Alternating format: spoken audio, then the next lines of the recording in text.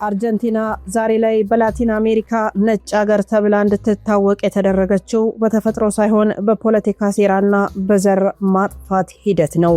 በ18ኛውና በ19ኛው መቶ ክፍለ ዘመን መጀመሪያ ላይ የአርጀንቲና ዋና ከተማ ቦነስ አይረስ 30% በላይ ነዋሪ ጥቁር አፍሪካውያን ነበሩ።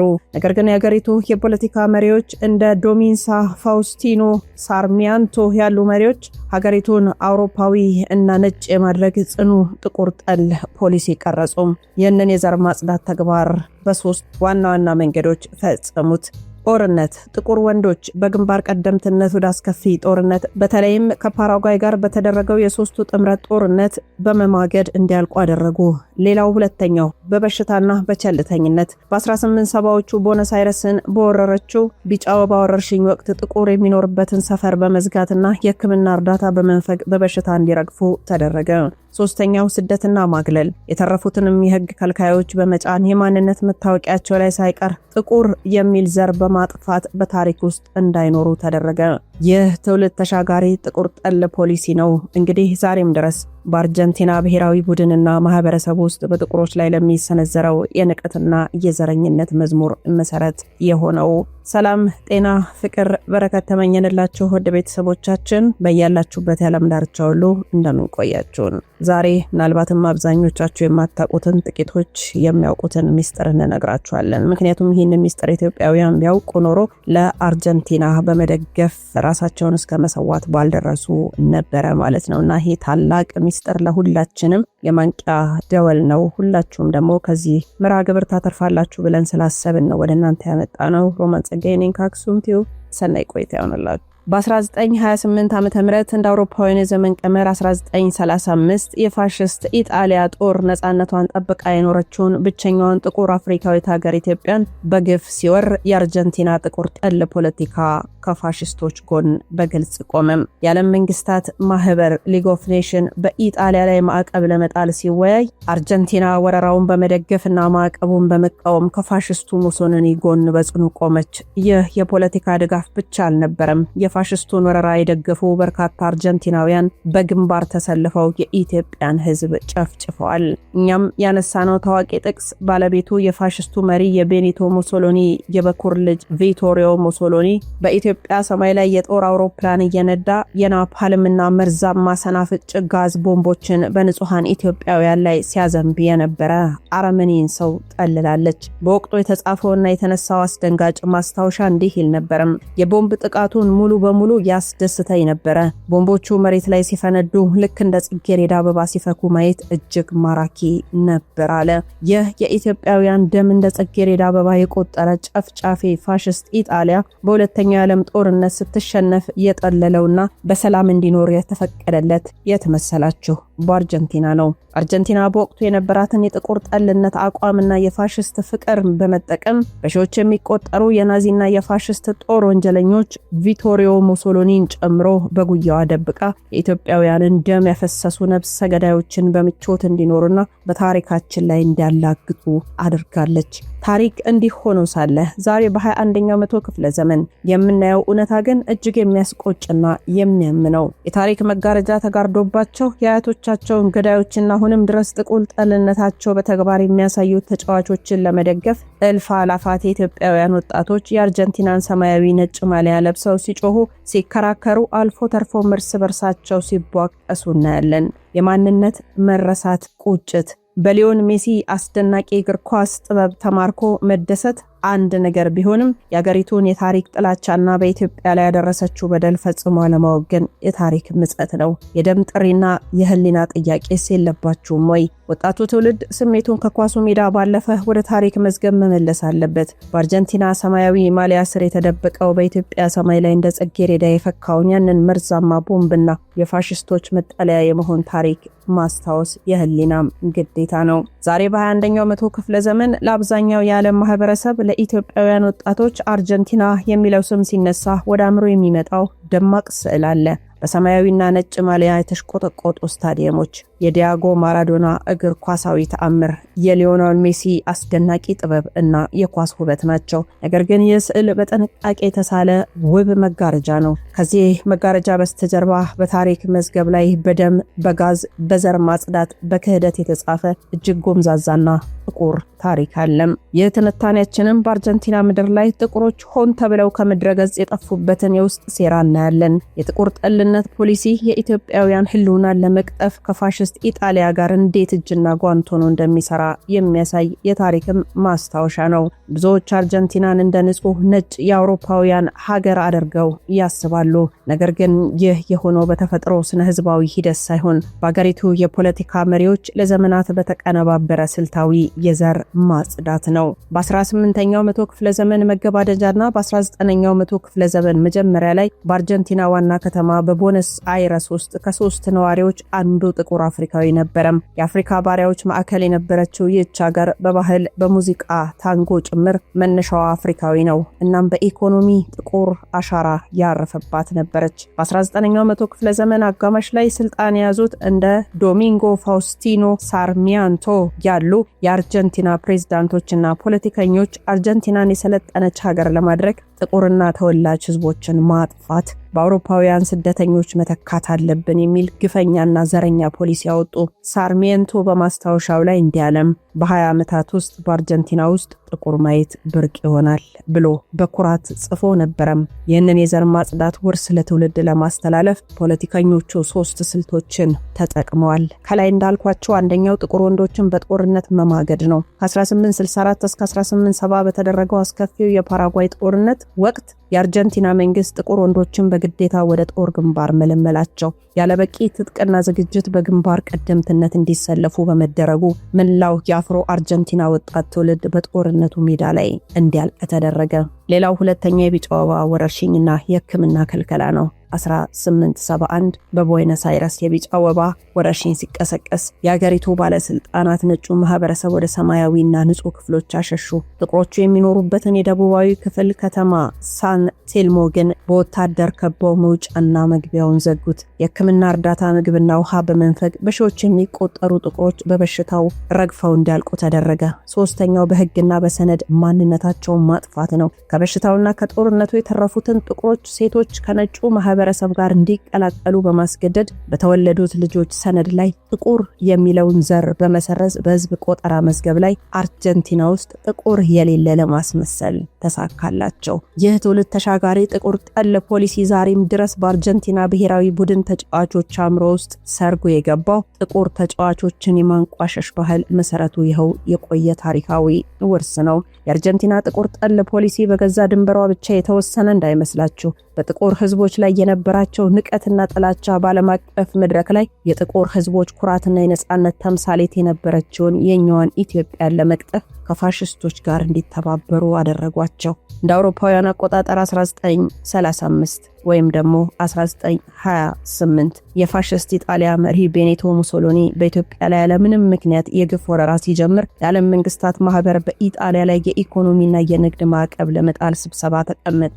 በዚህ ታሪካዊ ወቅት አርጀንቲና የጥቁር አፍሪካውያንን ህልውና ለማጥፋት ከሚጥረው ፋሽስት ጎን በግልጽ ቆመች። ምክንያቱም አርጀንቲና ጥቁርን አብዝታ የምትጸየፍ ናት። ማዕቀቡን በመቃወም ለፋሽስት ኢጣሊያ ዲፕሎማሲ ከለላ በመስጠትና ወረራው ፍጹም ህጋዊ ነው በማለት የተሟገተችው አርጀንቲና ነበረች።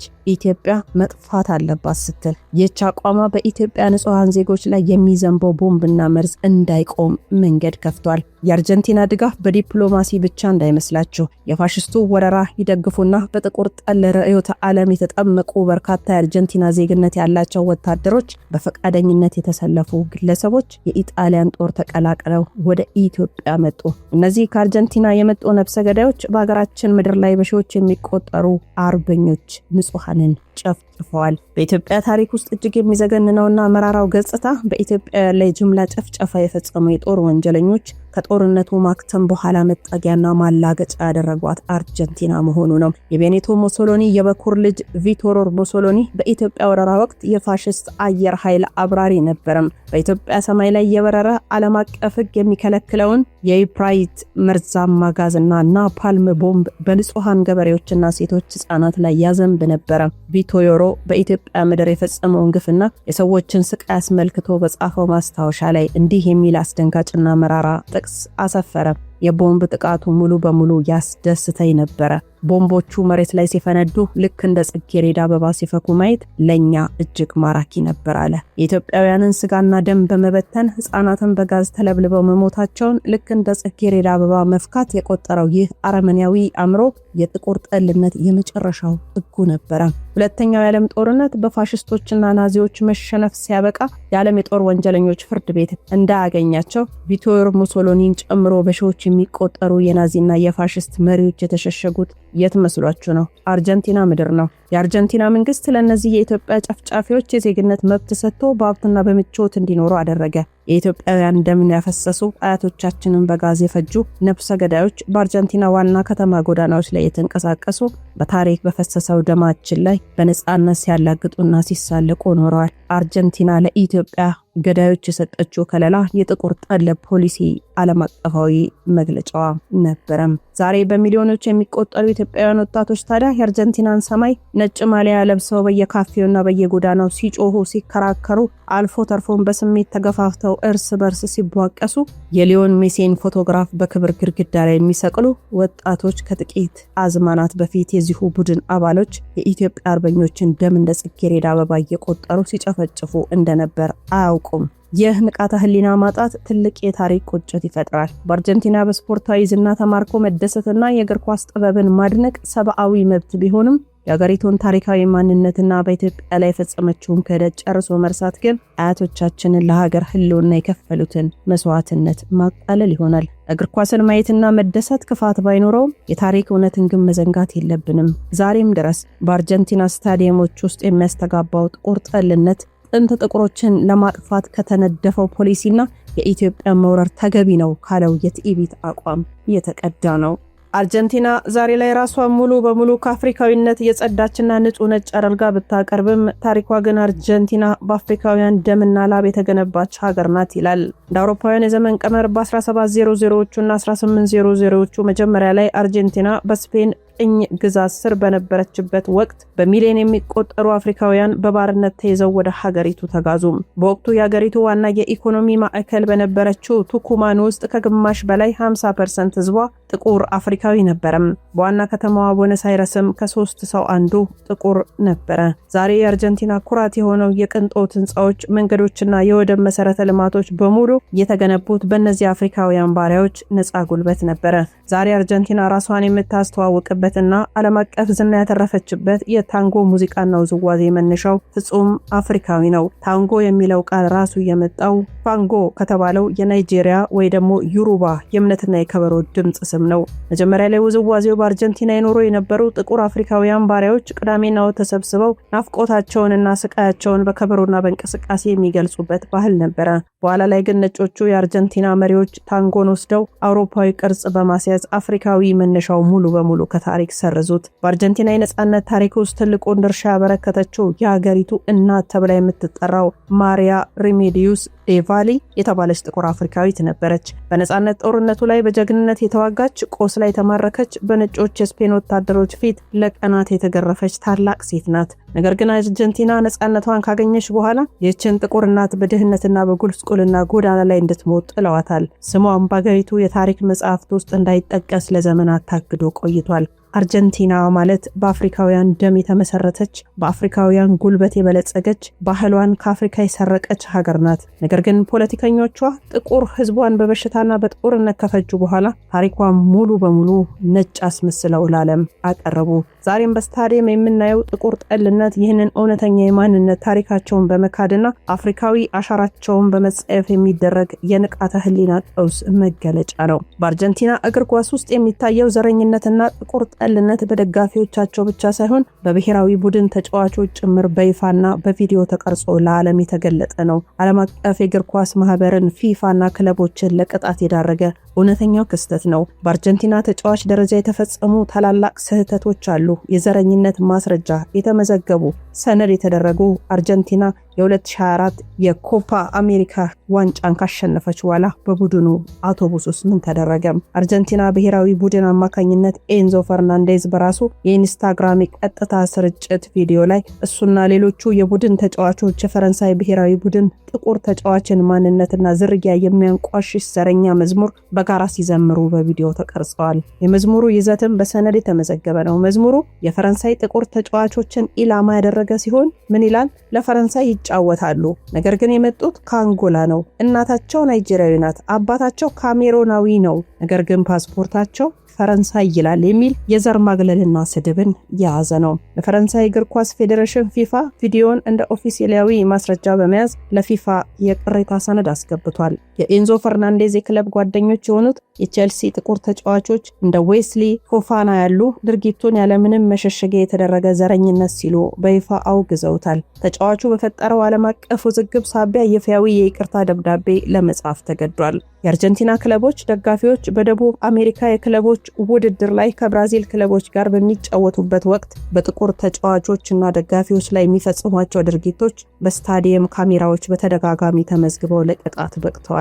የዝንጀሮ ድምጽና ምልክት እያደረጉ እንደ አውሮፓውያኑ የዘመን ቀመር በ2022 እና በ2023 በተደረጉ ጨዋታዎች የአርጀንቲና ታዋቂ ክለብ ቦካ ጁኒየር እናም ሪቨር ፕሌት ደጋፊዎቻቸው የብራዚል ጥቁር ተጫዋቾችን ለመሳደብ የዝንጀሮ ድምጽ ሲያሰሙና ሰውነታቸውን እንደ ዝንጀሮ በማድረግ ሲያላግጡ በቪዲዮ ተመዝግቧል። ሙዝ መወርወርም ታይቷል። የአርጀንቲና ደጋፊዎች ጥቁር ተጫዋቾችን ዝንጀሮች ናቸው ለማለት ሆን ብለው ወደ ሜዳ ውስጥ ሙዝ የመወርወር ድርጊት በተደጋጋሚ ፈጽመዋል። እነዚህ ድርጊቶች በምስልና በድምጽ የተደገፉ ግልጽ ማስረጃዎች ስላሏቸው የደቡብ አሜሪካ እግር ኳስ የበላይ አካል በአርጀንቲና ክለቦች ላይ ተከታታይ ይፋዊ ቅጣት አስተላልፏል።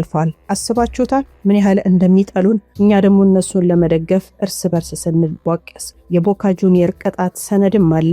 ኮንሞቤል የቦካ ጁኒየር ደጋፊዎች በብራዚሉ ቆሮንቲያንስ ክለብ በፈጸሙት የዘረኝነት ስድብ ምክንያት ክለቡ $100,000 እንዲቀጣና በስታዲየሙ ላይ ዘረኝነትን እንኮንናለን የሚል ትልቅ ባነር እንዲሰቀል በሰነድ ትዕዛዝ አስተላልፏል። የሪቨር ፕሌት ቅጣት ሰነድ በተመሳሳይ መልኩ የሪቨር ፕሌት ደጋፊ በብራዚሉ ፎርታሌዝ ተጫዋች ላይ ሙዝ ሲወረውር በስታዲየም ካሜራ እጅ ከፍንጅ በመያዙ ክለቡ ከፍተኛ የገንዘብ ቅጣት የተጣለበት ሲሆን ስታዲየሙ በከፊል ዝግ ሆኖ እንዲጫወት ተደርጓል። እነዚህ መረጃዎች እንደሚያሳዩት በአርጀንቲና እግር ኳስ ውስጥ ያለው ጥቁር ጠልነት በስሜት የሚወራ ሳይሆን በቪዲዮ ምስሎች የተደገፈ ዓለም አቀፍ የስፖርት ፍርድ ቤቶች ያረጋገጡትና የፊፋ መዝገብ ላይ የሰፈረ ግልጽ የታሪክ ቁስል ነው።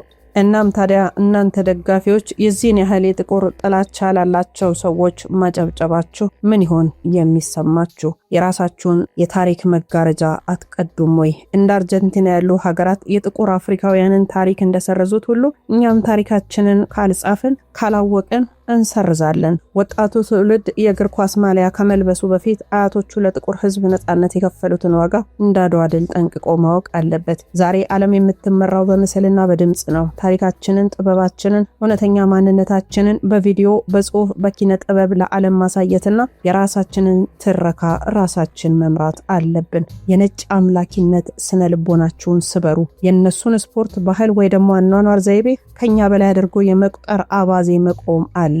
ብሬናችሁን ዋሽ እንዲያደርጉ አትፍቀዱላቸው። የነሱን ይሁንታ መፈለግ አቁሙ።